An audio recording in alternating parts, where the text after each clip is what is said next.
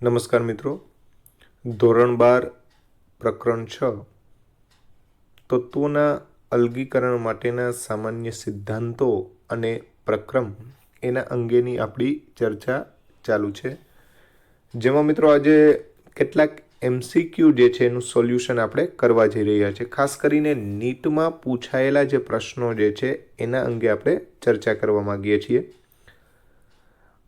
અહીંયા MCQની સાથે સાથે મેં ટેક્સ્ટબુકના કેટલાક ફોટા છે એ પણ સાથે જ રાખેલા છે, જેથી કરીને આપણે ખ્યાલ આવે કે મોટા ભાગના પ્રશ્નો જે પરીક્ષામાં પૂછાયેલા છે નીટની તૈયારીમાં એ ટેક્સ્ટબુક રિલેટેડ છે. તો કેટલાક મિત્રોને ખાસ કહેવાનું કે જે લોકોએ ખરેખર નીટમાં સારા માર્ક લાવવા હોય તો પહેલાં NCERT ટેક્સ્ટબુક જે છે એ એકદમ સારી રીતે તૈયાર કરી લો, જેથી કરીને મોટા ભાગનો આપણા જે કંઈ પણ પોર્શન જે એમાંથી પૂછાય છે એ સરળતાથી તમને આવડી શકે. તો આજનો લેક્ચર જે છે એ આ રીતે રજૂ કરવા પાછળનો હેતુ જ આપણો એ છે કે તમને ખ્યાલ આવે કે ભાઈ મોટાભાગની વસ્તુઓ કેમેસ્ટ્રીની અંદર ટેક્સ્ટબુક રિલેટેડ હોય છે, જેથી કરીને ટેક્સ્ટબુકનો વધારે સારી રીતે ઉપયોગ કરવો. તો પહેલો આપણે પ્રશ્ન 2017માં પૂછાયેલો પ્રશ્ન જે છે એનાથી શરૂઆત કરીએ. તો સોના અને ચાંદીના સંકેન્દ્રણમાં લીચિંગ એટલે કે સાયનાઇડ -1 સાથે કર્યા બાદ સિલ્વરને રિકવર કરવા એટલે કે સિલ્વર મેળવવા માટે શું કરવામાં આવે? ઝોન રિફાઇનિંગ, ઝીંકના વિસ્થાપનની પ્રક્રિયા, પ્રવાહીકરણની પ્રક્રિયા કે નિસ્યંદનની? હવે મિત્રો, ટેક્સ્ટબુકની અંદર તમને બધાને ખબર છે કે આપણે સાયનાઇડ પદ્ધતિ આપેલી જ છે, જેમાં આપણે સિલ્વર અથવા ગોલ્ડ જે છે એનું પહેલાં સાયનાઇડ વડે લીચિંગ કરીએ, બરાબર છે. ત્યાર પછી શું કરતા હતા? તો કે ઝીંક વડે એનું રિડક્શન કરતા હતા, એટલે કે વિસ્થાપન કરી અને ઝીંક વડે રિડક્શન કરતાનો ઉપયોગ કરી અને આપણે શું મેળવીએ છીએ? તો કે અહીંયા ચાંદી અથવા સોનું જે છે એ મેળવીએ છીએ. એટલે આ એક પ્રકારનું વિસ્થાપન પદ્ધતિ થઈ કહેવાય. શું થયું કહેવાય? વિસ્થાપન. તો આપણો પહેલો પ્રશ્ન જે છે એનો જવાબ આપણે ટેક્સ્ટબુકમાંથી જ મેળવવાનો પ્રયત્ન કર્યો અને એનો જવાબ આપણે શું મેળવ્યો? તો કે ભાઈ ઝીંકના વિસ્થાપનથી. નીટ 2017નો પ્રશ્ન. ત્યાર પછી એલિંગહામ આકૃતિને ધ્યાનમાં લેતા નીચે આપેલમાંથી કઈ ધાતુ એલ્યુમિનિયમના રિડક્શન માટે ઉપયોગ કરી શકાય? નીટ 2018નો પ્રશ્ન છે મિત્ર. અહીંયા આપણે એલિંગહામ ડાયાગ્રામ રાખ્યો જ છે. તમને ખ્યાલ આવે કે ટેક્સ્ટબુકમાં આવું બધું આપે છે કે નથી આપતા? તો ભાઈ તમને એક સિમ્પલ વસ્તુ સમજાવી હતી. જે રેખાની ઉપર રેખા આવે, આ ઉપરની રેખા વડે નીચેના ઘટકનું શું કરી શકાય? તો કે રિડક્શન કરી શકાય. આ તમારી સામે જ આ એલ્યુમિનિયમની રેખા છે, એની ઉપર જતી હોય એવી આ એક રેખા દેખાઈ આવે છે, જે છે મેગ્નેશિયમની રેખા. ખ્યાલ આવે છે મિત્રો? તો મેગ્નેશિયમની રેખા વડે સરળતાથી તમે રિડક્શન કરવું હોય તો એલ્યુમિનિયમનું કરી શકો. એના સિવાય અન્ય કોઈ ધાતુઓ જે છે એ તમે યુઝમાં લઈ શકો નહીં. તો મેગ્નેશિયમ જે છે એ આપણો જવાબ રહેશે. ત્યાર પછી નીચે આપેલમાંથી કયું એક મેલેકાઇટ છે? તો મેલેકાઇટનું સૂત્ર જે છે એ પણ આપણે ટેક્સ્ટબુકમાંથી જ ગોતશું. આપણે અહીંયા ટેક્સ્ટબુક એટલા માટે જ અહીંયા રાખી છે ભાઈ કે આપણે કોઈ પ્રશ્ન બીજો રહે જ નહીં, ટેક્સ્ટબુક જે છે એનો જ યુઝ કરી અને આપણે જોઈએ. તો તમારી સામે જ આ મેલેકાઇટ એનું સૂત્ર CuCO3 × CuOH ટ્વાઇસ એ પ્રકારનું સૂત્ર છે, જે મેલેકાઇટનું સૂત્ર છે. તો આપણો જવાબ જે છે એ રહેશે CuCO3 × CuOH twice. 2017, 2018, 2019 textbook. Okay, આગળ વધીએ મિત્રો.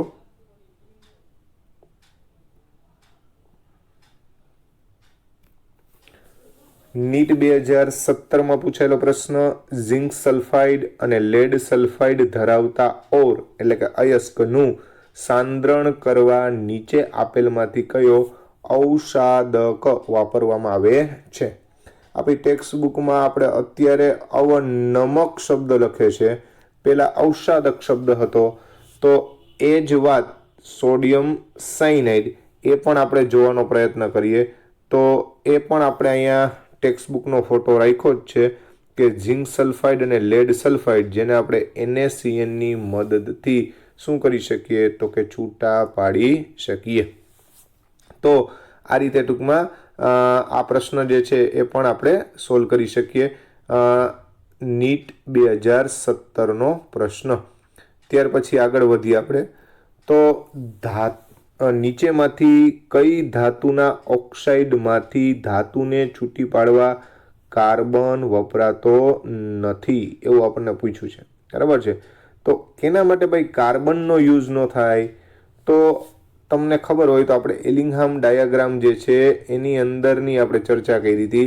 એમાં એલિંગહામમાં આપણે એવું કહેતા હતા, યાદ કરો કે ભાઈ એલિંગહામ ડાયાગ્રામની અંદર જે ઘટકો તળિયે રહેલા છે, એલ્યુમિનિયમ છે, મેગ્નેશિયમ છે, આ બધાને આ કાર્બન કે કાર્બન મોનોક્સાઇડ કે કોઈ એનું રિડક્શન કરી શકે નહીં.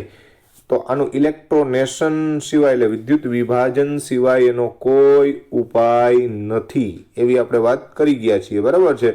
તો એ જ વસ્તુને અનુરૂપ આપણો જે પ્રશ્ન જે છે એનો જવાબ જે છે એ આપણે રજૂ કરશું. તો જવાબ આવશે Al2O3. ત્યાર પછી સામાન્ય રીતે ધાતુઓને કાચી ધાતુમાંથી નાઇટ્રેટ સ્વરૂપે મળતી નથી. એટલે કાચી ધાતુ નાઇટ્રેટ સ્વરૂપે શા માટે ન હોય? એના માટે આપણે બે વિધાન આપ્યા છે.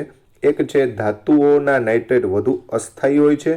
તો મિત્રો તમને ખબર છે કે ધાતુના નાઇટ્રેટ તો જોવા મળે છે, એ ખરેખર અસ્થાયી નથી. તો બીજું વિકલ્પ જોવો જોઈએ કે ભાઈ ધાતુના નાઇટ્રેટ પાણીમાં કેવા હોવો જોઈએ? દ્રાવ્ય હોય, જેથી કરીને ખનિજ સ્વરૂપમાં રહી શકે નહીં. તો પેલું વિધાન જે છે એ ખોટું છે, પણ બીજું વિધાન છે એ કેવું છે? સાચું છે. જે નીટ 2015 એટલે કે AIPMT, પહેલા PMT શબ્દ હતો એટલા માટે થઈને શબ્દ PMT એવો વિચારજો, બરાબર છે. ત્યાર પછી નો પ્રશ્ન જોઈએ તો કોલમ 1 અને કોલમ 2 નીટ 2016નો પ્રશ્ન છે. કોલમ 1 અને 2 એને આપણે જોડવાનું છે. તો હમણાં જ ભાઈ વાત કરી હતી સાયનાઇડ પદ્ધતિ, તો AU એટલે કે સિલ્વર અને ગોલ્ડ જે છે એના માટેની હતી. ફીણ ઉત્પલન પદ્ધતિ તો સલ્ફાઇડયુક્ત કાચી ધાતુ. વિદ્યુતીય રિડક્શન તો એલ્યુમિનિયમનું સંકેત. અને ઝોન રિફાઇનિંગ એટલે શું થાય તો કે જર્મેનિયમ ને સિલિકોન ને એવા અર્ધવાહકો જે છે એના માટે વપરાતી પદ્ધતિ. તો એ હારે 4 નંબર આવે, તો એ હારે 4 નંબર આવે એવો એક જ વિકલ્પ છે અને એ છે આપણો C વિકલ્પ. તો અહીંયા આપણો જવાબ કયો આવશે? C. તો આ રીતે આ જે છે પ્રશ્ન જે છે એનું પણ આપણે સોલ્યુશન કરી શકીએ. ત્યાર પછી જે છે એ આપણને સલ્ફાઇડ ખનિજમાંથી તાંબાનું નિષ્કર્ષણ કરવામાં છેલ્લે ક્યુપ્રસ ઓક્સાઇડનું રિડક્શન ખાલી જગ્યાની સાથે થવાથી કોપર ધાતુ મળે એવું આપણે કહેવામાં આવેલું છે. આ CBSE 2012 અને AIPMT 2015માં પૂછાયેલો પ્રશ્ન છે મિત્રો. હવે તમે જાણો છો એ પ્રમાણે કે અહીંયા તાંબાનું નિષ્કર્ષણ કરવા માટે ક્યુપ્રસ ઓક્સાઇડ એટલે Cu2O. હવે આ આપણે સ્વયં રિડક્શન Cu2S સાથે કરવાની વાત કરી હતી, યાદ કરી લ્યો, બરાબર છે. જેથી કરીને આપણે કોપર અને SO2 પ્રાપ્ત થાય. તો આવા સંજોગોની અંદર કોપર જે છે એના નિષ્કર્ષણ માટે થઈ અને અહીંયા શું વાપરીએ છીએ તો કે ભાઈ કોપર 2 સલ્ફાઇડ. હવે કોપર 2 સલ્ફાઇડ એટલે કોપરનો એ ઓક્સિડેશન આંક ગણો તો Cu+1 થાય, એટલે એને આપણે રાસાયણિક ભાષામાં કોપર 1 સલ્ફાઇડ તરીકે ઓળખીએ છીએ. શું કહીએ છીએ? Copper 1 sulphide. એટલે આ એની શું છે?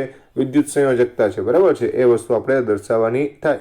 તો એ આપણે અહીંયા પ્રક્રિયા રાખી જ છે, જે ટેક્સ્ટ બુકની અંદર આપેલી જ છે, જે તમારા જાણ માટે છે. ત્યાર પછી જે છે એની વાત કરવા જઈએ તો એસિડ તરીકે એની પહેલાના પેજમાં પ્રશ્ન છે અડધો. તો અહીંયા જે છે એ આપણે ધ્યાનમાં લઈ લઈએ. એક જ મિનિટ મિત્રો.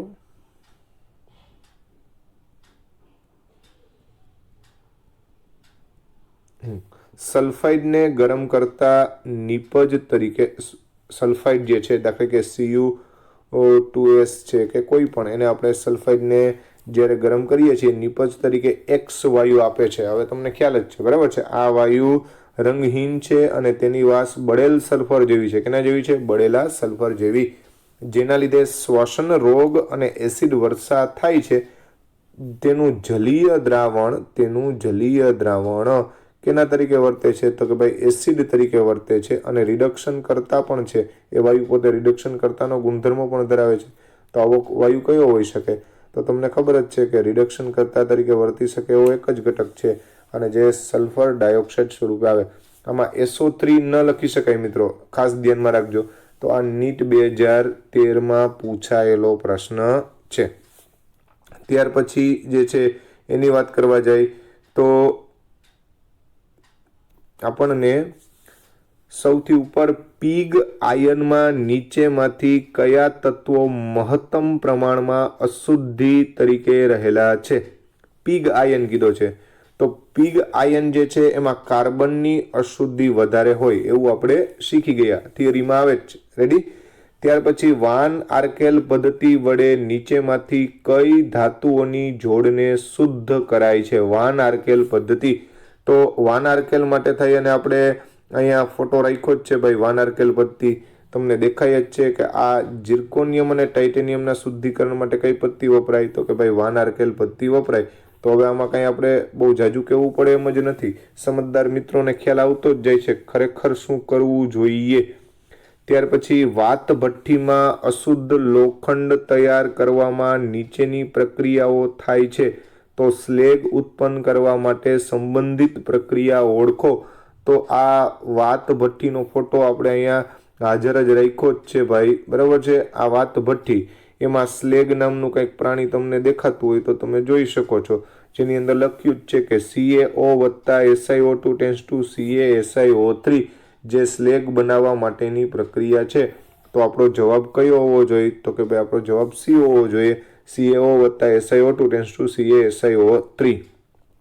ત્યાર પછીનો પ્રશ્ન જે છે એ એલ્યુમિના એટલે કે Al2O3 માંથી એલ્યુમિનિયમ મેળવવા કયા મિશ્રણનો ઉપયોગ થાય છે?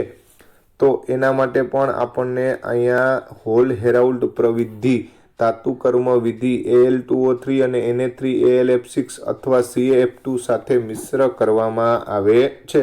તો એના આધારે જ આપણે જવાબ આપવાનો પ્રયત્ન કરશું. તો એના આધારે આપણે જવાબ આપશું તો શું આવશે ભાઈ? તો આપણો જવાબ જે છે એ તમને ખ્યાલ આવી જશે કે Al2O3 + Na3AlF6 અને CaF2 એટલે એલ્યુમિના ક્રાયોલાઇટ અને કેલ્શિયમ ફ્લોરાઇડ જેવા ઘટકો જે છે એ સંમિશ્રિત કરવામાં આવે છે. તો આ રીતે મિત્રો આ જે જુદા જુદા પ્રશ્નો જે હતા એ આપણે ટેક્સ્ટબુકના પેજ સાથે રાખીને પ્રયત્ન એટલા માટે જ કરાવ્યો છે કે તમને ખ્યાલ આવે કે ભાઈ ટેક્સ્ટબુક કરવી અતિ મહત્વની વાત છે. નો ડાઉટ ટેક્સ્ટબુક સિવાય પણ કરવાનું. આપણે એવું નથી કહેતા કે ટેક્સ્ટબુક કરી લીધું એટલે બધું પૂરું થઈ ગયું, પણ પહેલાં ટેક્સ્ટબુક કરો. મોટા ભાગના ચેપ્ટર કે જે ટેક્સ્ટબુક આધારિત છે એમાં ટેક્સ્ટબુક રિલેટેડ વસ્તુઓ વધારે પૂછાતી હોય છે. એટલે આપણા જે કંઈ પણ પોર્શન છે એમાં ટેક્સ્ટબુકનું મહત્ત્વ ખૂબ છે. એ વસ્તુ સમજાવવા માટે થઈને જ તમને આ પ્રકારનો વિડીયો જે છે એ મેં રજૂ કરેલો છે. તો મોટાભાગના બાળકોને હવે એ વસ્તુ ખ્યાલ આવી ગયો હોવો જોઈએ કે આપણે ટેક્સ્ટબુકને ઇમ્પોર્ટન્ટ આપવું જ રહ્યું. હવે મિત્રો જેવી નીટ અંગે પ્રશ્નોની ચર્ચા કરી એવી JEE અંગે પણ આ જ પાઠના કેટલાક પ્રશ્નો પૂછાયેલા હતા. JEE મેઇન 2019ના જ બધા પ્રશ્નો જે છે એને આપણે ધ્યાનમાં લઈએ છીએ. તો પહેલો પ્રશ્ન જે છે અહીંયા આપણે ઇંગ્લિશ વર્ઝન છે પણ તમે બધા સમજી જશો. With respect to an ore Ellingham diagram helps to predict the feasibility of its. એટલે જે અયસ્ક જે છે એના સંદર્ભમાં એલિંગહામ ડાયાગ્રામ ઉપરથી શું માહિતી મળે અથવા તો કઈ વસ્તુને સમજવા માટે ઉપયોગી છે? તો ભાઈ ઇલેક્ટ્રોલિસિસ એટલે વિદ્યુત વિભાજન, ઝોન રિફાઇનિંગ ખબર જ છે બધાને, વેપર ફેઝ રિફાઇનિંગ એટલે કે વેપર એટલે કે ટૂંકમાં બાષ્પ અવસ્થા શુદ્ધિકરણ કે થર્મલ રિડક્શન. તો તમે બધા જાણો છો કે ભાઈ એલિંગહામ ડાયાગ્રામ જે છે એ આપણને એવી માહિતી આપે કે કયા તાપમાને સરળતાથી જે તે ધાતુનું શું થઈ શકે, તો કે ભાઈ રિડક્શન, અથવા તો કયા રિડ્યુસિંગ એજન્ટ વડે સરળતાથી આપણે રિડક્શન કરી શકીએ, એટલે કે થર્મલ રિડક્શન. આ પેલું પેજ. પછી બીજા પેજ ઉપર the Mond process is used for the, આ જેઈ મેન 8 એપ્રિલની શિફ્ટનો જ પ્રશ્ન છે ભાઈ, આ પણ 8 એપ્રિલની શિફ્ટનો જ પ્રશ્ન હતો. ત્યાર પછી આ જે 8 એપ્રિલની શિફ્ટનો પ્રશ્ન છે, the Mond process is used for the, કેના માટે થઈને મોન્ડ પ્રોસેસ છે એનો ઉપયોગ થાય છે. તો મોન્ડ પ્રોસેસ તમને બધાને ખબર જ છે કે નિકલ ધાતુના શુદ્ધિકરણ માટે આપણે મોન્ડ પ્રોસેસ જે છે એ યુઝ કરીએ છીએ. નિકલ ધાતુના શુદ્ધિકરણ માટે મોન્ડ કાર્બોનિલ પદ્ધતિ, એવો આપણે શબ્દ બોલીએ. 9 એપ્રિલનો પ્રશ્ન જેઈ મેન 2019નો, the ore that contains the metal in the form of fluoride. તો ભાઈ ફ્લોરાઇડ ફોર્મમાં તમને ખબર છે કે ભાઈ ક્રાયોલાઇટ એ એવી ખનિજ છે Na3Al(F6) જે ફ્લોરાઇડ સ્વરૂપમાં છે, બરાબર છે. તો આપણો જવાબ કયો આવશે? ડી ઓપ્શન, કે જે ફ્લોરાઇડ સ્વરૂપની ખનિજ છે એવું આપણે કહી શકીએ. ત્યાર પછી 9 એપ્રિલ શિફ્ટ 2નો પ્રશ્ન છે, the one that is not a carbonate ore, બરાબર છે. હવે આમાંથી કઈ એવી ખનિજ છે કે જે કાર્બોનેટ સ્વરૂપ નથી? તો મિત્રો તમને બધાને ખબર છે કે બોક્સાઇટ છે એ Al2O3 આપણે લખીએ જ છીએ. બીજાના હું એમ કહું છું, બીજા બધાના કદાચ તમને સૂત્ર ન પણ ખ્યાલ હોય, પણ જેનું સૂત્ર ખબર છે એની મદદથી ઇઝીલી તમે નક્કી કરી શકો કે આપણો જવાબ શું હોવો જોઈએ? બોક્સાઇટ હોવો જોઈએ. ત્યાર પછીની વાત કરવા જાય તો પછીનું પેજ જે છે એ આપણે ધ્યાનમાં લઈએ તો અહીંયા 5 અને 6 પેજ બે ભેગા કરશું આપણે. 5મા પેજ ઉપર પ્રશ્ન છે, 6થા પેજ ઉપર એનો જવાબ છે. રેડી? તો 5મા પેજમાં આ રીતનો એક પ્રશ્ન આપ્યો છે, લિક્વિએશન, ઝોન રિફાઇનિંગ, મોન્ડ પ્રોસેસ અને વાન આર્કેલ મેથડ. તો બધાને ખબર છે કે વાન આર્કેલ મેથડ એટલે ઝિર્કોનિયમ થાય, ઝોન રિફાઇનિંગ જે છે એટલે ઝોન શુદ્ધિકરણ હંમેશા ગેલિયમ ને બધા સિલિકોન ને એવા ઘટક માટે આવે. મોન્ડ કાર્બોનિલ પદ્ધતિ નિકલ માટે ઉપયોગી છે, અને પ્રવાહીકરણ પદ્ધતિ જે છે એ કેના માટે ઉપયોગી છે? તો કે સ્ટેનસ માટે. તો એક હારે સી હોય, બે હારે ડી હોય અને 4 હારે એ હોય, એવો ઓપ્શન આપણે ગોતી લઈએ, બરાબર છે. એટલે સી ડી અને છેલ્લા માટે એ હોય એટલે CDBA એવો ઓપ્શન જે છે એ આપણે ગોતવાનો રહેશે. તો એવો ઓપ્શન આપણે ગોતી લઈએ મિત્રો. તો ત્યાર પછીનો જે પ્રશ્ન જે છે એના માટે CDBA એવો એ ઓપ્શન જે છે એ આપણો રેડી જ છે. તો આ રીતે આપણે વિચારી શકીએ. ત્યાર પછીનો પ્રશ્ન જે છે એ જોઈએ. જેઈ મેન 2019ના જ પ્રશ્નો છે બધા. The alloy used in the construction of aircraft. Aircraft જે છે એના બંધારણમાં ઉપયોગી ઘટક કયો? તો તમને ખબર હોય તો મેગ્નેશિયમ અને એલ્યુમિનિયમની જે મિશ્ર એલોય જે છે, એટલે ટૂંકમાં મિશ્ર ધાતુ જે છે એ આમાં ઉપયોગમાં લઈ શકાય. તો આ ઉપયોગમાંથી પૂછાયેલો પ્રશ્ન છે. ત્યાર પછી ધ કરેક્ટ સ્ટેટમેન્ટ ઇઝ, સાચું વાક્ય કયું છે? સાચું વિધાન કયું છે ટૂંકમાં કહે તો? Zone refining process is used for the refining of titanium. Titanium માટે તો વાન આર્કેલ પદ્ધતિ છે. પછી ઝિંકાઇટ ઇઝ અ કાર્બોનેટ ઓર, ના ભાઈ, ઝિંકાઇટ જે છે એ આપણે જાણીએ છીએ કે ઓક્સાઇડ સ્વરૂપ છે. Sodium cyanide can not be used in the metallurgy of silver. હવે તમને ખબર છે કે સોડિયમ સાયનાઇડ પદ્ધતિ જે છે NaCN નો ઉપયોગ જે છે એ સિલ્વર માટે આપણે કરીએ જ છીએ. અને છેલ્લો જે છે એનિલિન ઇઝ ફોર્થ સ્ટેબિલાઇઝર. તો તમને ખબર છે કે એનિલિનનો ઉપયોગ આપણે ફોર્થ એટલે કે ટૂંકમાં ફીણને સ્થાયી કરવા માટે, એટલે ફીણ સ્થાયીકારક માટે ઉપયોગમાં લઈએ છીએ. તો આપણો જવાબ કયો આવશે? D option. જેઈ મેન 2019નો પ્રશ્ન જ છે, બરાબર છે. હવે ત્યાર પછીનો પ્રશ્ન જે છે ને ધ્યાનમાં લેવા જઈએ તો the idea of a fourth flotation method came from the person X and this method is related to the process Y of OR. શું કીધું ભાઈ?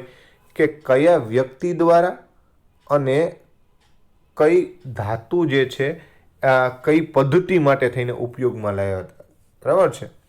તો હવે ભાઈ મિત્રો, આ તમને ખબર હોય તો આપણે ટેક્સ્ટ બુકની અંદર જ્યાં ફીણ ઉત્પલન પદ્ધતિ પૂર્ણ થાય એટલે એક પેરેગ્રાફ આપેલો છે કે જો કોઈને નવસર્જન કરવાની ઈચ્છા હોય તો ધોબણ એનું એક ઉદાહરણ આપ્યું છે, બરાબર છે. તો વોશર વુમન એટલે કે ધોબણ, બરાબર છે. અને કોન્સન્ટ્રેશન એટલે કે સંકેન્દ્રણ, આ સંકેન્દ્રણની પદ્ધતિ છે ફીણ ઉત્પ્લવન પદ્ધતિ. વિચાર કરો, હવે આવા પ્રશ્નો પણ આની અંદર જેઈ મેન 2019ની અંદર પૂછાય છે. એટલે આપણું જેટલું ટેક્સ્ટબુક રિલેટેડ આપણું જે કંઈ પણ કોન્સન્ટ્રેશન હોય એ આપણે વધારે ઉપયોગી થઈ શકે. ત્યાર પછી જે છે એની વાત કરવા જઈ રહ્યો છું.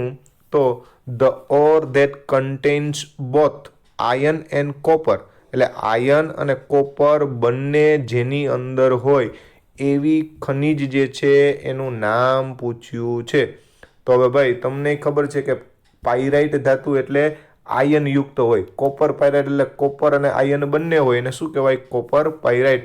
અને એટલે જ મેં અહીંયા બધાના સૂત્રો લખ્યા છે જે ટેક્સ્ટબુકમાં તમને ઓલરેડી આપેલા જ છે, ખનિજ જે છે એ કોપરના તે. ત્યાર પછીનો પ્રશ્ન જે છે એના માટે વિચારવા જાય તો Hall Heroult process is given by. આ બધા મિત્રો જેઈ મેઇન 2019ના જ પ્રશ્નો છે, કોઈ બહારની દુનિયાના પ્રશ્નો નથી. Hall Heroult process is given by. Hall Heroult process આમાંથી કોણ આપે? ઝિંક ઓક્સાઇડનું કાર્બન વડે રિડક્શન કરો તો, ક્રોમિયમનું એલ્યુમિનિયમ વડે કરો તો, Al2O3નું કાર્બન વડે કરો તો, કે કોપર અને H2નું રિડક્શન. તો હોલ હેરાઉલ્ડ છે એ તમને ખબર જ છે કે એલ્યુમિનાની પ્રોસેસ છે. રેડી? તો એમાં આપણે કાર્બન દ્વારા એટલે કે ઇલેક્ટ્રોનેશન પદ્ધતિ દ્વારા થતું રિડક્શન છે. તો જવાબ કયો આવશે? આપણું સી આવશે. ત્યાર પછી જે છે એનો પ્રશ્નની વાત કરવા જઈએ તો the electrolytic usually used in the electroplating of gold and silver, એટલે કે AU અને AG, એના માટે થઈને તમારે જો પ્લેટિંગ કરવું હોય તો કોનું દ્રાવણ બનાવવું પડે? યુઝ્યુઅલી તમારે કયો ઇલેક્ટ્રોલાઇટ લેવો પડે? તો ભાઈ સાયનાઇડ પદ્ધતિ સિવાય તો આપણે કોઈ ફાવતું જ નથી AU અને AG માટે. તો શું લેશું આપણે? AuCN ટ્વાઇસ અને AgCN ટ્વાઇસ.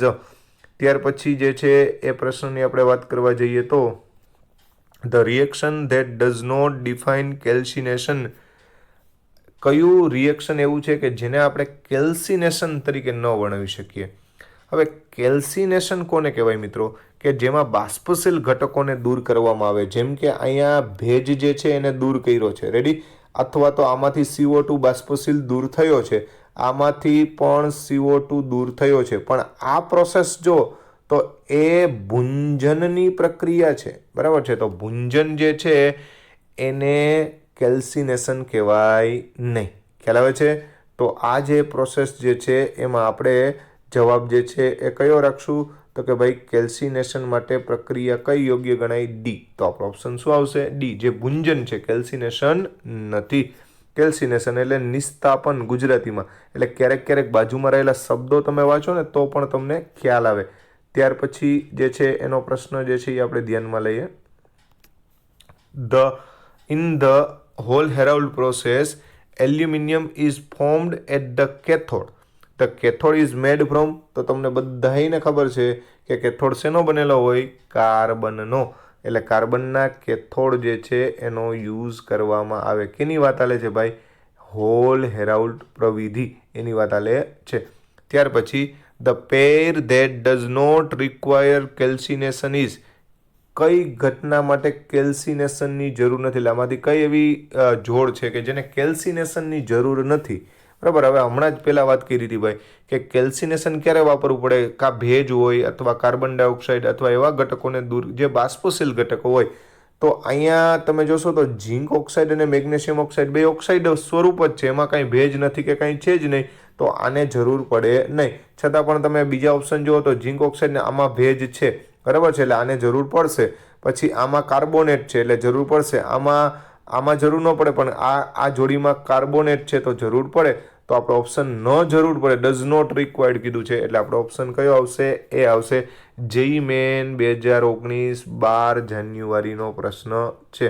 તો મિત્રો અહીંયા તમને જુદા જુદા પ્રશ્ન જે છે એ એટલા માટે દર્શાવેલા છે કે આવા પાર્ટ કે જે થિયોરિટિકલ પાર્ટ હોય એની અંદરથી JEE જેવી પરીક્ષાઓમાંથી પૂછાતું હોય છે અને ટેક્સ્ટબુક રિલેટેડ ઘણી બધી વસ્તુઓ પૂછાતી હોય છે.